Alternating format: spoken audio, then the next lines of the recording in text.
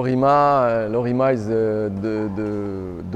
one of the best mast maker, rig maker in the world, especially for the carbon fiber mast. So the choice came also naturally, as well as the synergy with Marsolon Composite, which is just next door.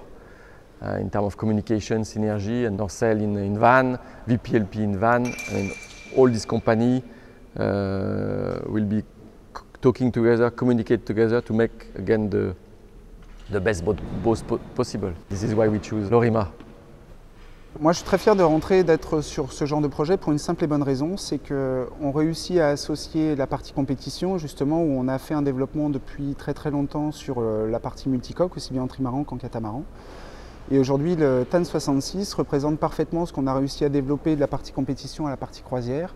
Et cette partie croisière, aujourd'hui, on a essayé de simplifier les choses de façon à avoir un produit qui soit plus facilement adaptable à justement cette partie croisière et des gens peut-être moins expérimentés, mais en tout cas qui bénéficient parfaitement de la notion carbone, donc le poids, la performance.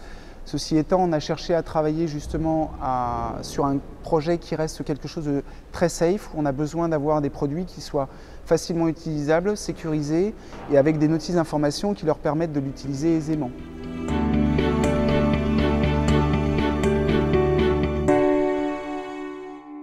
Carbon fiber is the material today. It's very light, very resistant.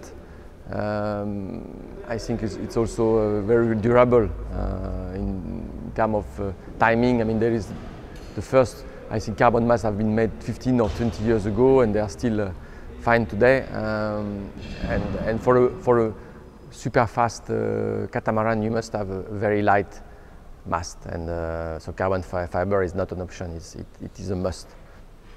Le choix du carbone, c'est en effet, on va dire que le mât en effet est beaucoup plus léger, ça il n'y a pas photo. Maintenant sur le principe, c'est surtout de pouvoir justement bénéficier de ce poids. Le poids qu'on va avoir dans la hauteur du mât, il suffit juste d'imaginer par exemple sur la hauteur du losange de ce mât-là par exemple, d'avoir l'équivalent par rapport à son centre de gravité qu'on va considérer à peu près au milieu du mât, d'avoir une vache à peu près, une vache bretonne dans cette zone-là, qui aujourd'hui va, dans le fonctionnement du bateau, permettre au bateau en tout cas de ne pas avoir cette masse dans cette zone-là, d'avoir un bateau qui a un comportement sur l'eau qui est beaucoup plus sain.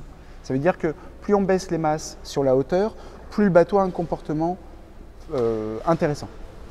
J'ai déposé un brevet il y a peu de temps pour une baume enrouleur. Toujours pareil, pour bénéficier de ce qui se fait dans la compétition pour avoir une vraie grand voile, rapportée à la partie croisière sur le TAN 66, c'est d'avoir une baume enrouleur sur laquelle on a des vraies lattes. Donc aujourd'hui, le système veut qu'on réussit à enrouler des lattes de grand voile et des chariots autour d'un tube, qui fait que la grand voile est exactement la même sur un bateau baume enrouleur ou baume traditionnelle.